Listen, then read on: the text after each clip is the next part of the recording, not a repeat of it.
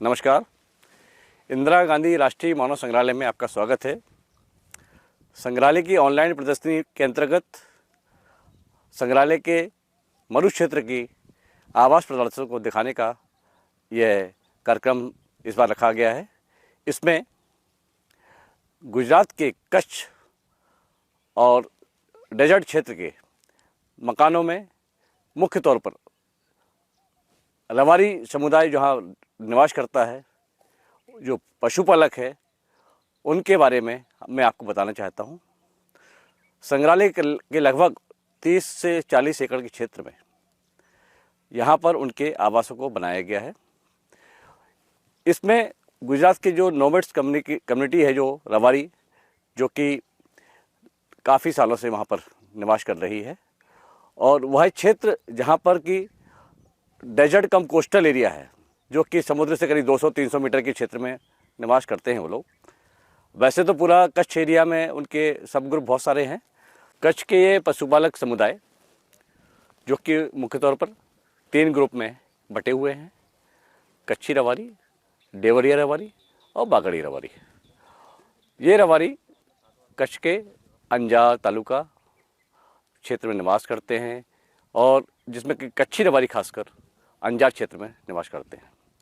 संग्रहालय के ये आवास जो बनाए गए हैं, इनको बनाने के लिए हमको वहीं से उन्हीं के समुदायों को बुलाना पड़ा, और उन समुदायों द्वारा वहाँ की सामग्री वहीं से लाकर इसको निर्मित किया गया है। इन समुदायों द्वारा ये बुंगे, जो कि शंक्वाकार स्टाइल में बनाए गए हैं, खासकर जो रवारी लोग हैं, मकान के अंदर एक सेंटर पोल होता है, जो मुख्य खम्भा होता है, उसके ऊपर पूरी लकड़ियाँ इस पर रेस्ट करती हैं, और दीवार पूरी मिट्टी की होती है। मिट्टी में ये चित्रकारी का काम करते हैं।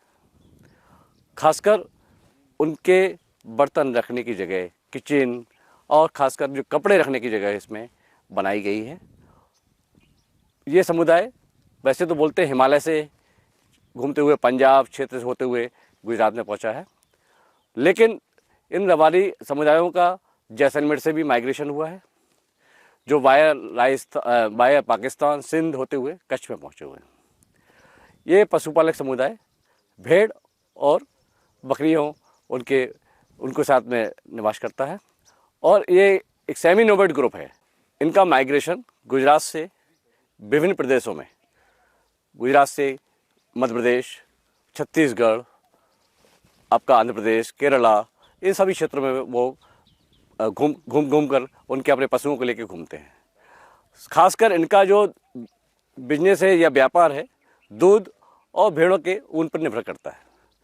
इसके लिए वो पूरे प्रदेशों में घूम कर अपना जानवर को लेकर घूमते हैं।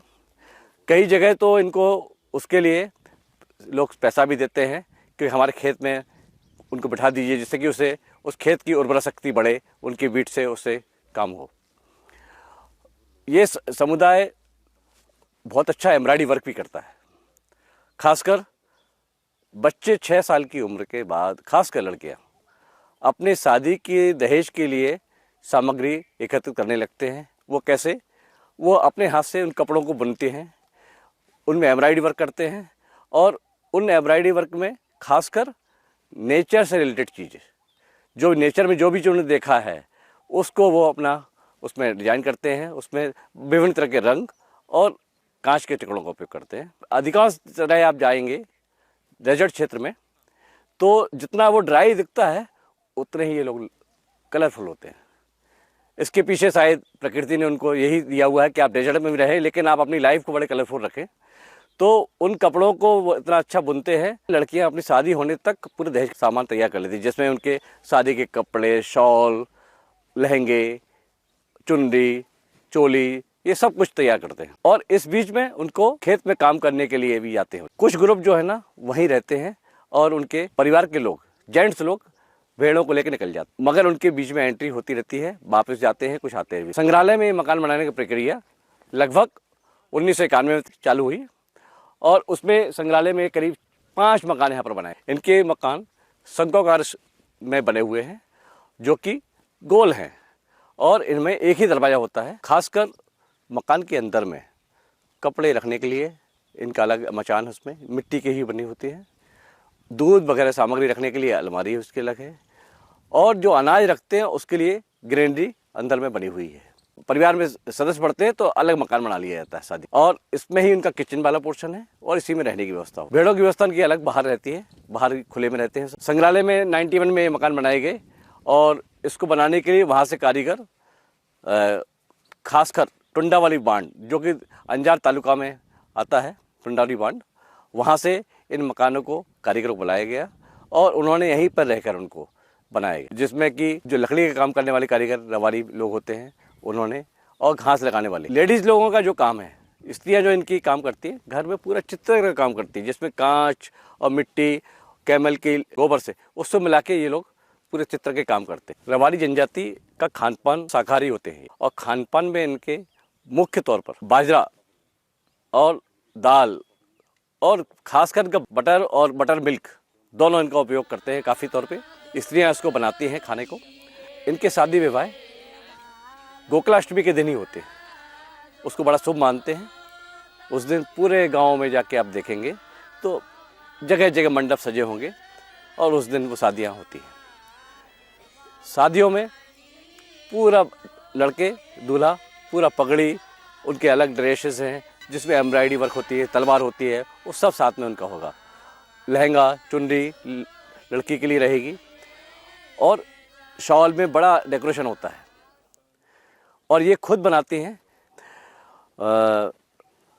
संग्रहालय में इसको बनाने का पर्पस ये रहा है कि एक डेजर्ट और कोस्टल की संस्कृति को, डेजर्ट कम कोस्टल की संस्कृति दिखाने का प्रयास किया गया कि लोग उन इंटीरियर चीज़ों को, उनकी लग्जरी लाइफ को, उनके खान पान को, उनके जीवन यापन के तरीक़ों को देखने का एक माध्यम है। उसको प्रयास संग्रहालय ने यहाँ पर किया हुआ है। खासकर इनके हम लोग संग्रहालय में भी शैक्षणिक कार्यक्रम आयोजित करते हैं, जिसमें कि उनके एप्लिक वर्क, उनके चित्र वर्क, इसको हम लोग यहाँ पर प्रमोट करने के लिए उन कारीगरों को, उन कलाकारों को यहाँ बुलाते हैं समय समय पर, और उनका ये संस्कृति को दिखाने प्रयास करते हैं। रवारी समुदाय के आवासों के अलावा कच्छ क्षेत्र का एक आवास और हमारे यहाँ इसको बनाया गया है, कच्छ के लुड़िया गांव से, जो कि वहाँ के कलाकार खज्जू भाई काया को बुलाकर इसको बनाया गया था, जिसमें कि मकान में रवारी आवास में सेंट्रल पुल के द्वारा इसको हम लोग वो रेस्ट करते हैं बाकी लकड़ी को बनाने में, लेकिन उसमें सेंट्रल पुल की जगह उसके दोनों वाल के बीच में क्रॉस में लकड़ी का बीम डाला गया है, जिसके ऊपर सेंटर से उसमें एक लकड़ी लाई गई है। और जिस आवास को हम लोग बन्नी क्षेत्र का आवास बोलते हैं, जो कि कच्छ के लुड़िया गांव से बिलोंग करता है, वो कारीगर समुदाय है, वो लकड़ी इत्यादि का काम करता है। इस श्रृंखला में रवारी समुदाय के बारे में आपको जानकारी दी गई। अगली बार हम आपसे फिर मिलेंगे एक नए प्रोजेक्ट की जानकारी देने के लिए। तब तक जहां रहें स्वस्थ रहें। नमस्कार।